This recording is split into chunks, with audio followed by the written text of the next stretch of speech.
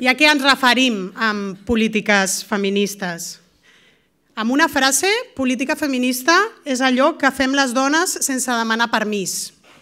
Perquè una política feminista té sempre i ha de tenir sempre un punt d'insolència. Altres, al llarg de la història, han fet política sempre sense demanar permís, perquè sabien que el món els hi pertanyia. Perquè sabien que quan s'han de canviar les coses i quan hi ha situacions injustes o quan les seves posicions són subalternes o de discriminació, havien de fer tot el possible per revertir aquestes situacions. I sobretot que no havien de demanar permís per fer-lo, no havien de demanar permís per rebel·lar-se, per llevar-se ni per revolucionar-se. I aquí va el meu missatge particular al senyor Rivera, que utilitzaven l'altre dia el hashtag «Las mujeres pedimos permiso». No, senyor Rivera, les dones no demanem permís.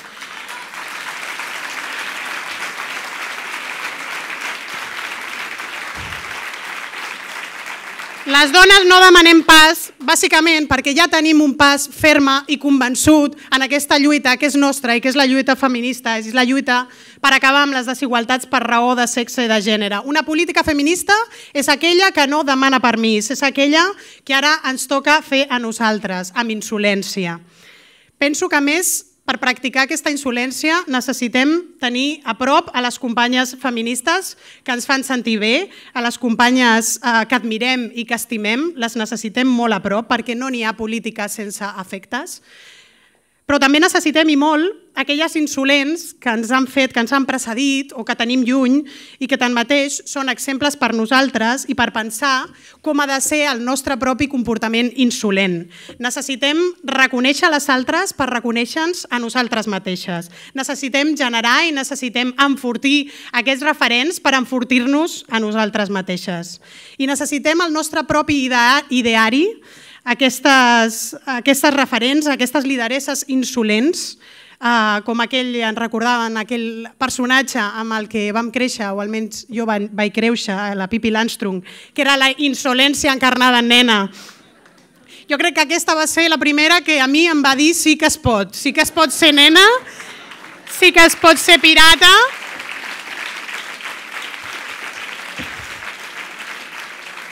Una nena que vivia sola, que el seu millor amic era un cavall, que menjava pastís de xocolata quan li donava la gana, allò sí que era insolència.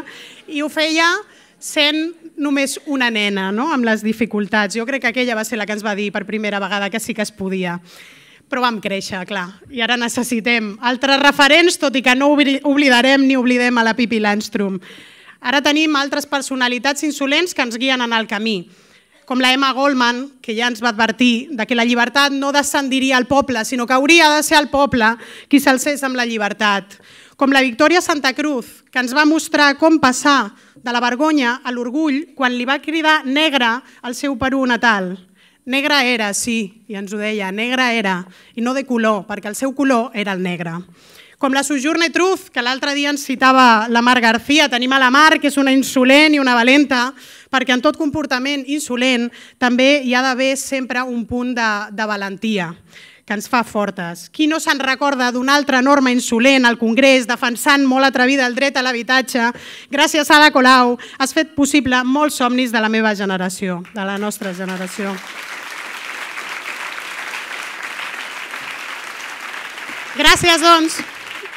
Gràcies, doncs, a totes les insolents per continuar inspirant-nos. Gràcies a les aquí i a l'aquí assegudes per la vostra decisió. Gràcies a les nostres antecessores. Reivindiquem-les a totes i fem que algun dia ens reivindiquin també a nosaltres pel que estem fent. Diem que el 20D és una oportunitat de canvi i, evidentment, és una oportunitat de canvi. Però de l'oportunitat a la realitat hem d'aconseguir un canvi imprescindible, un canvi dels canvis, que la insolència entri per la porta del Congrés dels Diputats. El canvi en la política serà de debò quan s'incorpori el feminisme a la política i, per suposat, quan s'incorpori el feminisme als governs. I a més sabem com fer-ho, no és tan difícil. És difícil potser, però no tant com la resta de propostes que portem amb el programa, com el dret a l'habitatge, com la renda garantida.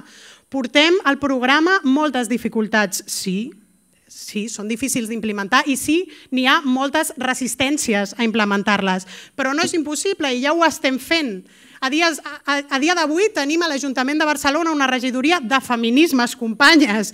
Tenim els instruments, els coneixem, els estem aplicant. Pressupostos en perspectiva de gènere, transversalització de la igualtat en totes les polítiques de l'Ajuntament, augment de pressupostos per la lluita contra les violències masclistes, programes, plans específics a les empreses. Coneixem les mesures concretes, estem concretant en la lluita contra la feminització de la pobresa, sabem com fer-ho, sabem que és possible i tenim els instruments, els estem aplicant i a més tenim una altra cosa, tenim la força de la gent, tenim la força que està omplint avui aquesta sala, que està plena per portar-los a terme i fer-lo amb èxit. La igualtat pot ser real, pot deixar de ser només una oportunitat per convertir-se en realitat, sí que es pot. I per això necessitem, i ja acabo, ser conscients que vivim en un procés constituent en el que estem les dones. I no només estem les dones, és nostre aquest procés constituent. Si no liderem aquest procés, aquest moment de canvi, ni serà constituent ni innovarà res. Tot canvi sense feminisme és fràgil, és efímer, és lampedusià.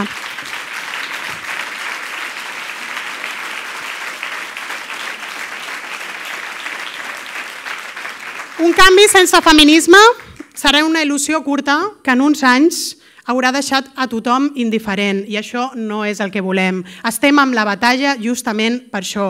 Hem de fer-ho. Tenim la capacitat, tenim la responsabilitat per fer-ho, per les que ens han precedit en el camí, per les que vindran i sobretot per les que estem aquí. Moltes gràcies.